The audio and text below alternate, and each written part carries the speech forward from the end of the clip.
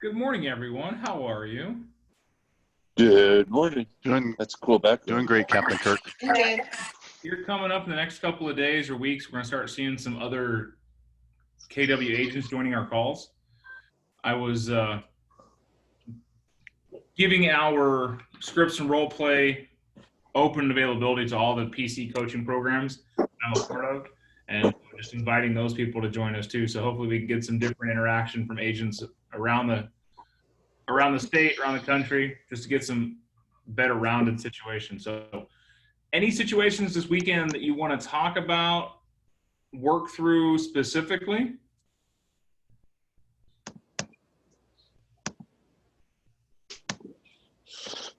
That'd be 28%. Anyone? Any takers? Silence in the gallery. No one worked this weekend. No one had an interesting conversation or something that you felt like you could have done better. Big Dan, I'll chime in. Thank you. I had a conversation with a client of mine that we're going through the Benzer process, and we received the Benzer back, and we were just kind of in discussion about what to do. And they got, they were fine for the most part, but then they said, well, why if we can't work it out amicably or something, maybe we'll just take it off the market. And I mentioned that you're in a legally binding contract, that but I could probably use some help with that. I mean, they were fine after it was all said and done, but I think they were frustrated because they felt a little bit.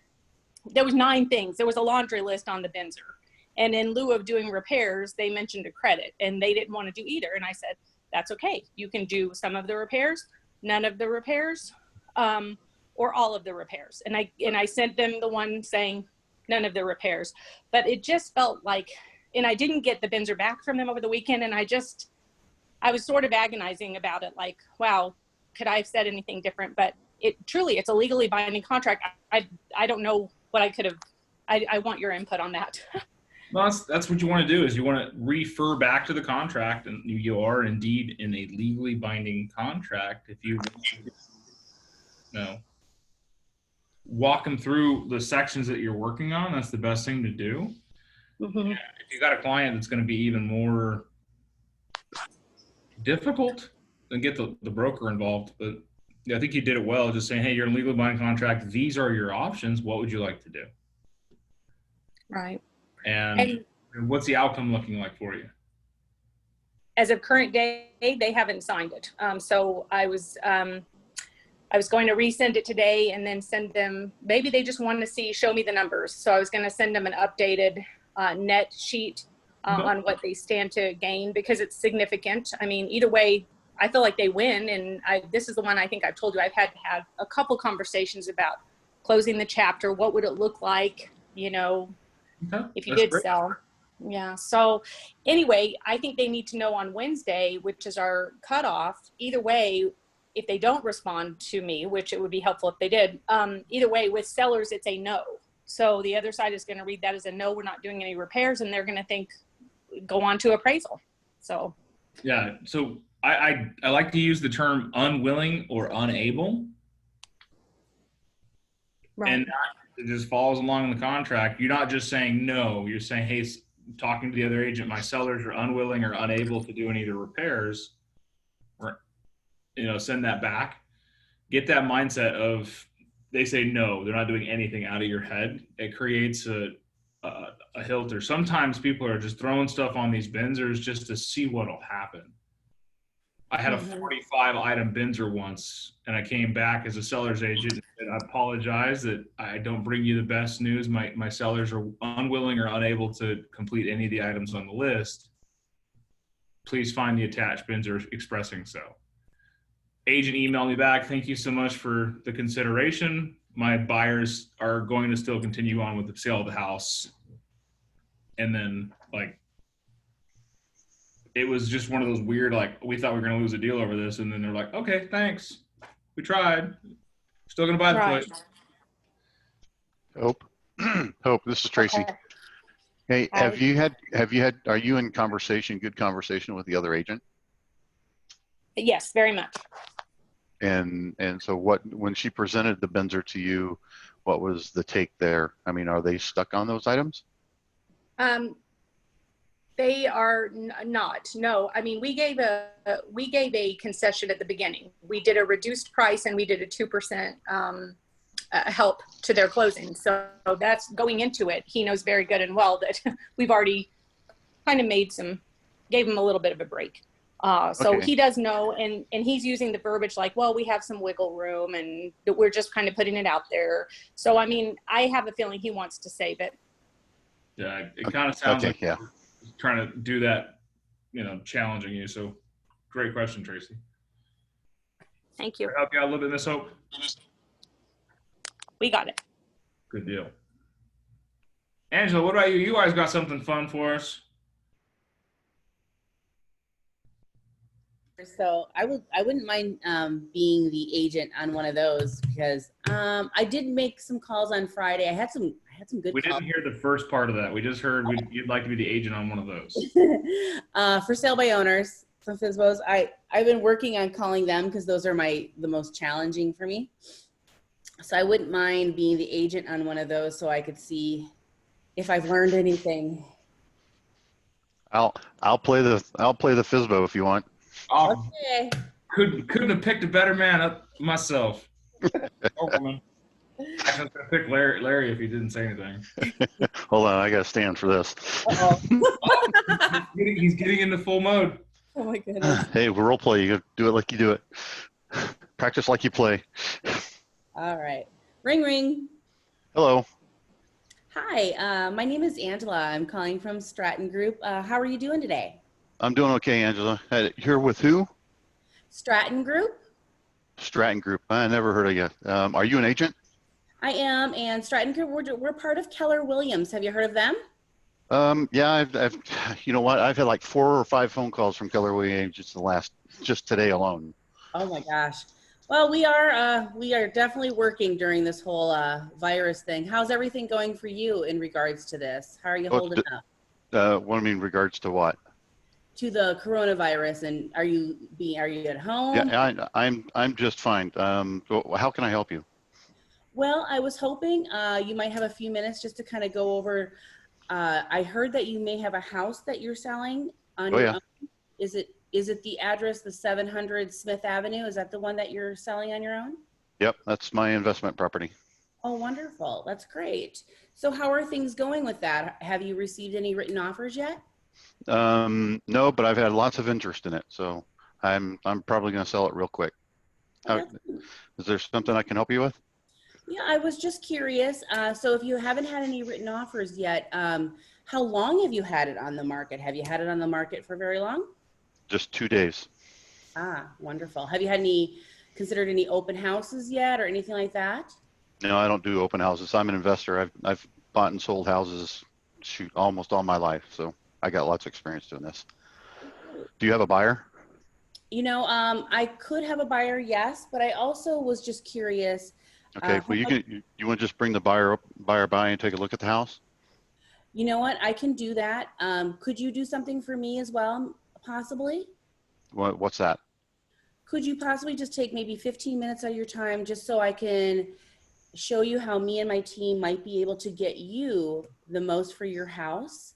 No, I'm not interested in listing it with an agent. I've done this several times before. I've always been successful. I can get it on my own, so I don't need an agent. Is there any other Now, reason? if you have a buyer and bring them in, that's great. That sounds good. I understand. I can definitely work on a buyer. Is there any other reason why you wouldn't consider an agent? I can do it on my own. I don't need agents. Oh, okay. So there's no other reason except for that you've done it on your own, correct? Yep. Oh, okay. So so you don't have any time whatsoever? Is that what you're saying? To just discuss a way that I can net you the most money? No, I'm not interested in interviewing or talking to you about you listing the house or anything like that. If you have a buyer, I want you to bring the buyer by and take a look at it, and then you can write me an offer. Oh, I can definitely work on that as well. Do you mind if I follow up with you in like the next few days just to see if you have any written offers? Sure. Okay. And if not, would you consider then, would you entertain just giving me 15 minutes of your time just to kind of go over what Stratton Group can do for you? No, I've told you I do not want to list it with an agent. Okay. So I'm not interested in any of your programs that you're having for me. Okay, well, sounds good. Well, what I'll do is I'll reach out to you in a couple days and just see how you're doing. See if you're having any, if you've had any offers. And I will look in my database to see if I can find any buyers that would work for your home. How much are you trying to sell the house for right now? Yeah, didn't you see the ad on Zillow? It's 220. Okay, wonderful. All right, well, I am going to just have a look at my database to see if I have any buyers for you. But you don't mind if I contact you in a couple days and just see if I can give you some names of buyers? I don't know what else to do with this one. You're doing, no, I have to tell you, you're doing fantastic. You are exactly the person I get. Like at least one a day I get one of those. No, you're doing exactly that, but you haven't found my pain. You haven't gotten into it. Why am I selling? What's my goal? Right. You keep going right back to, hey, I want to come in and take 15 minutes and sell you. Yeah. FSBOs are not interested in doing that. They want to relieve their pain. So you need to tie me down on my pain and move it forward. So always ask, why are you selling? Why are you selling? And then, I guess, you know what, I forgot to ask too, would it be, you know, what are your plans? Once you sell this house, what are your plans? So what did I tell you? Do you remember? You just wanted to, oh, no, I don't. I remember you told me you just wanted to sell it on your own. You just wanted to sell it. That's all you kept saying is I want to sell it on your own. This was an investment property for me. We'll say that again. And it was an investment property for me. Yes. Oh, okay. All right. So I don't live there. True. It's a rental. I just want to dump it. And you never ask me why. Oh, and when I run into those investors that have rental properties that they're selling on their own, oh, why are you selling it in this market today? Because I asked that question. Why aren't you renting it? And then I go down that road. How much are you charging? How much were you renting it for? Why are you selling it? Because in today's market, rental rates are going up. I'm curious because most investors that I know that I work with are buying homes, not selling them. Ah, very good. Yes, you did. You kept saying that. Oh, I'm going to remember that. Very good. Thank you for your input. Anybody else? That was a hard one. No, that's a typical FSBO. Card.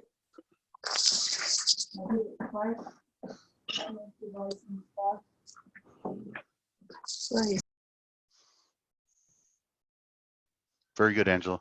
Thank you. Thank you so much. I'm glad you challenged me because that's exactly what happens to me. Practice for real. You got something, Kendra? Are you stretching? I'll look with your hand up. So I love that. It was good stuff. Yeah, the one thing I definitely want to nail home that we talk about all the time is what are the motivations? Do not ask, why are you selling it? What do we ask instead? What is it about it? Why?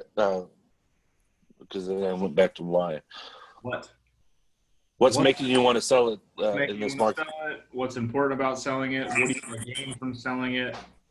What are your plans after you sell it? Why? What does why do? Creates a victimizing statement. Confrontation. Very confrontational. Not curiosity, it's manipulation. So being able to say, Mr. FSBO, I do appreciate the fact that you've done this a few times on your own. What's important about selling the house on your own? Tracy.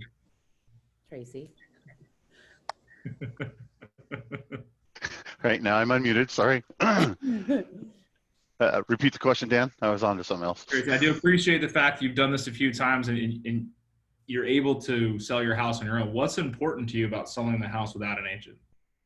Well, I'm shifting my funds into a multiplex, so I want to get rid of this single family residence and put it into a duplex or a triplex. Awesome. Are you going to be using an exchange? Yeah. Okay, you've done it. But hopefully I'll get it done within the first 90 days, so I don't have to worry about the 1031. Okay. Now what happens if that doesn't happen? Then I'll have to start looking at the 1031 stuff. Okay.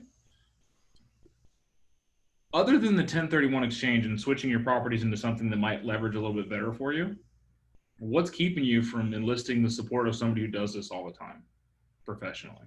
Well, I've got lots of experience on it, and you know, I'm only 2 days on the market, so I'm gonna sit on it and get this thing sold. I'm Yeah. confident I can get it done. Well, that's awesome. Confidence is a key thing you want to work for.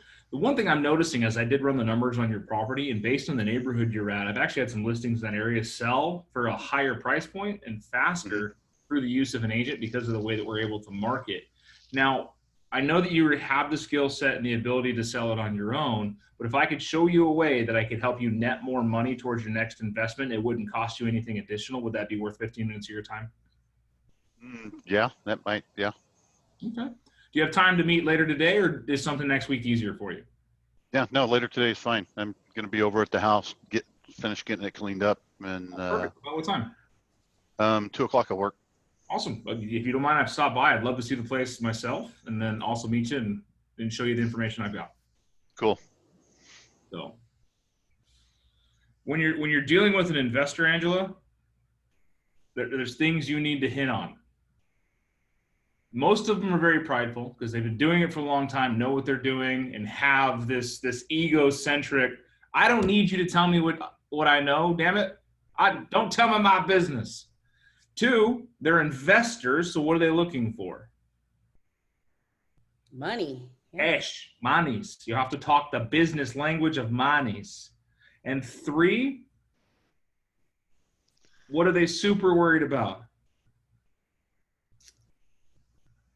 Oh, time. Wasting time, right? Ego, time, and money. If you challenge an investor and say, you know what, sir, you don't know what the hell you're talking about. I know it better than you. You're going to alienate and lose a client. If you align with them, I appreciate that you've done this 100 times. You know what you're doing. What's kept you from using an agent in the past?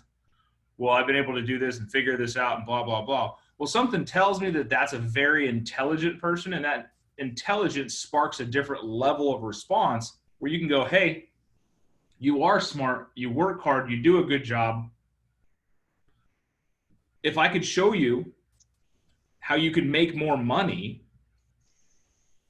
without it costing you anything, which is a concern of an investor, would it be worth 15 minutes of your time?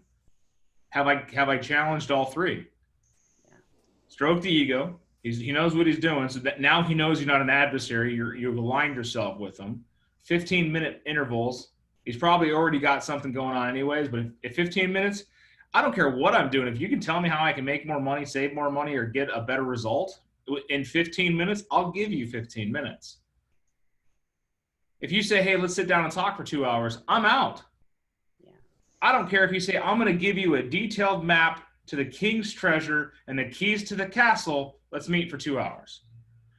Hard pass. Yeah. So.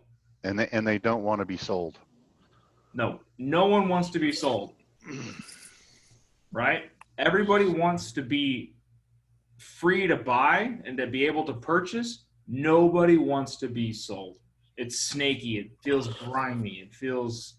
All right. Any other points? So on that, since you're talking, everybody keeps saying 15 minutes of your time.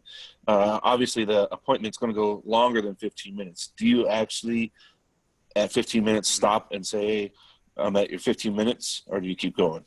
Absolutely. Depends on your clientele, but you're always going to, all right, Mr. Seller, I told you we'd only meet for about 15 minutes. We're approaching that time. I've got some extra time on my schedule if you'd like to sit and talk a little bit more, or we can schedule another round and talk later. Yeah, you'll know. Oh, go ahead. Okay, Larry, go ahead, Larry. No, I was going to say, you'll know at the 15-minute mark if you've engaged them because if they won't even pay attention to the time if you've got their attention. Absolutely. You just go and finish your presentation. But make sure at the 15-minute marker, you're getting close to it. You pay attention to that and you say, I promised you 15 minutes. I'm done. If you don't have any more time for me, I'll blaze and we'll reschedule. Yeah, it's all about respecting the client's time, respecting their options, respecting their vision. It's all about them. So great point. So hopefully that helped you out a little, Miss Angela. Yeah, definitely. Anyone else pick up Angela, something? I have one more thing. Angela, Uh-huh.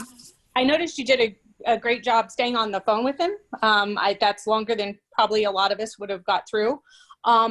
I think what may help is writing things down, like Tracy was saying, so you could repeat it back. So it's an investment property, because he was pretty much telling you to buzz off, that he's not interested.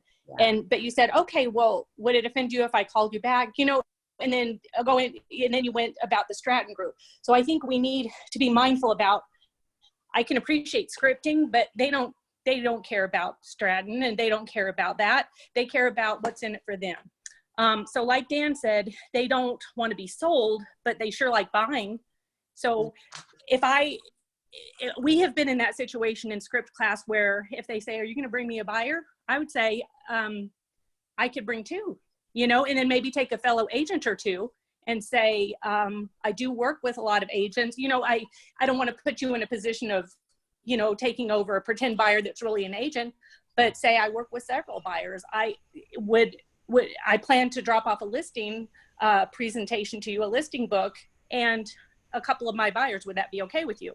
At least it gets your foot in the door. That makes sense. I don't know how Dan feels about that, but I know we've discussed that before. What, Do you have buyers with form? Yeah, I mean, you could. What if you took an agent? What if you took a fellow agent that had buyers? You want to come from integrity, and if you don't have a buyer, don't say you do. But if you do, then say it. Would you have something, Mr. Larry? Yeah, I was just going to say, a line that I've heard before is when someone says, you're going to bring me a buyer, you say, when properties are listed with my group, I have 200 agents here in town that I share the property with. They'll all be able to go through. You'll have 200-300 agents going through their list of potential buyers saying, oh, here's a new property we haven't seen on the market yet. So that's where the power of Keller Williams. Ms. Kendra.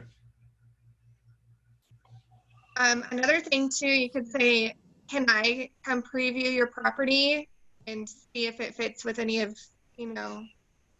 any things that my buyers are working with. Also, I noticed when you're talking about when you're trying to isolate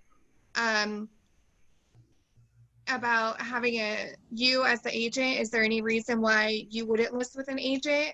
I would maybe make it more personable. Like, is there any other reason why you wouldn't sit down and meet with me and kind of, you're not just any agent kind of a thing. What I was doing for Tracy is when I said meeting with an agent, I generalized so that the agent was a general, so he wasn't able to put focus on, maybe had a bad experience with one person in the past. That's what was a very general statement. And then when I turned it to, if I could show you how I can get you to net more money, would that be worth 15 minutes of time? And not just saying, sit down and meet with me. Because what I'm trying to do is I'm trying to generalize the agent population, because maybe he's had 15 or 20 or 30 phone calls from agents that are saying, I can help you sell it. I can get you more money. I can do it faster. And he's had this one bad experience. Uncle Rob was an agent and screwed him out of a deal. And he just hates agents because he thinks we're all like used car salesmen. So when I put a generalization out there, then I'm able to separate myself by saying, if I could show you. And that's why I'm saying it like that. But if you're having a different conversation with a non-investor, somebody that's not extremely money motivated or has that level of D, is that disc personality, then having a personal sit down and saying, listen, Ms. Kendall, I do appreciate that you're going to want to try to sell the house on your own. And that's a great opportunity for you to probably save some money, right? And they're like, yeah. Why don't you and I get together? We can sit down and I can show you why I'm the best choice to help make more money for your house, sell it quicker, and with a lot less hassle. Is that worth 15 minutes of your time? Yeah. It's different, definitely different parties, Yeah. It's how you handle them. I do really well with high Ds because I am one. Like, I get to the point, I don't really care about the fluffy. I don't really care about the fill. I want actions, I want answers, and I want the result. I don't need anything else.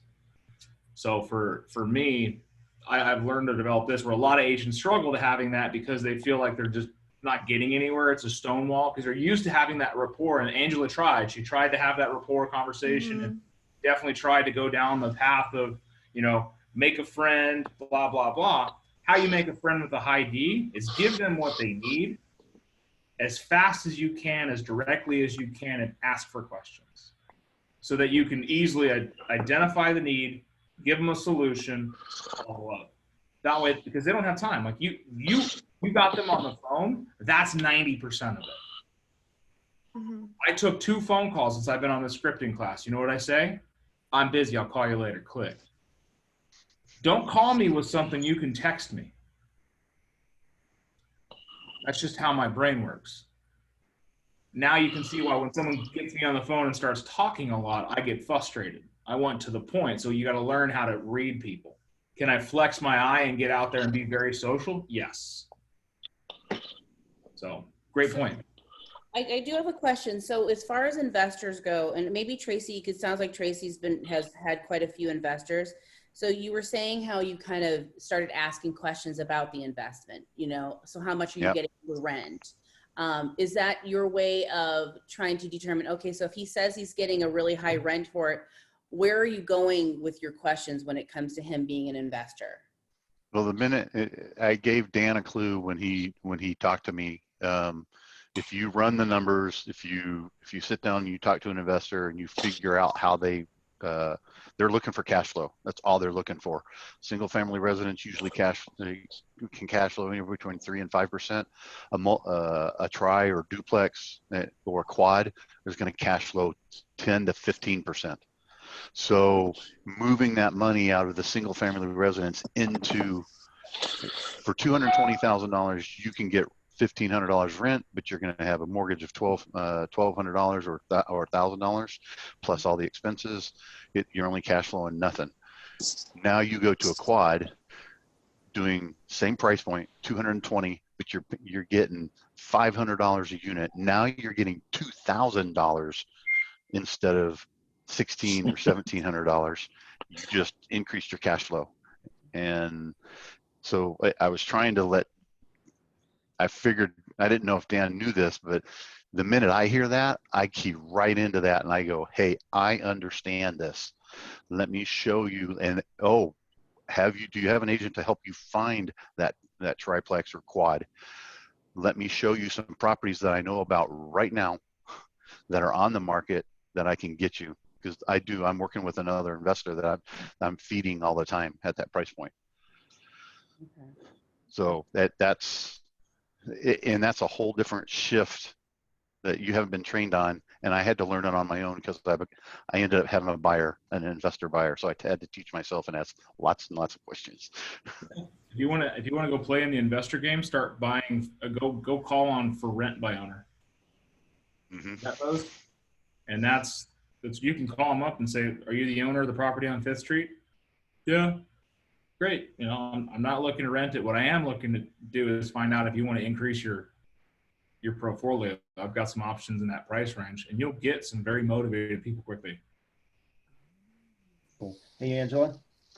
Yeah, the one other thing, if you go back and listening to the call, Tracy was being very cut and dry, black and white, cut and dry, but you were still trying to be the charmy, which is part of what the scripting is. I wasn't matching. Matching, exactly. As soon as you know you've got that black and white guy, you have to shift that. Okay, so talk to me about your house. What have you been renting it for? Just to give yourself that breather to change and make your own shift. But hey, what are you renting it for? Because now you're talking about money. Yeah. Well, hey, what was your margin on that? You know, that kind of something like that. So you can as soon as you start shifting into that, let's talk about time, money, and ego, like Dan was saying earlier, but it's recognizing that, I don't have the little lady on the phone. I've got what the hell do you want? Get off my phone if you're not going to talk to me about what I want to talk about. Look, I told you 3 times I don't want to list with an agent. Yeah. I can do this. Exactly. So great day, guys. This is the hell of a skirt practice on a Monday. Love it. Good job, Angela. I'm serious. Very good. Yeah, so, Angela, thanks for putting yourself. I'm getting ready this morning. Angela. All right. I was getting ready this morning. Like I gotta give Dan something good this morning. Not for me, guys. This is for you. So if you got something, I don't care. Pull it out of the archive. Something that came up, something random. We got another meeting. So we got to get all guys. Thank you so much. And no, Jason, I wasn't looking at you. You know that you talk a lot, and that's just part of your personality. So love you guys. Be well. Happy Monday. you. See you tomorrow.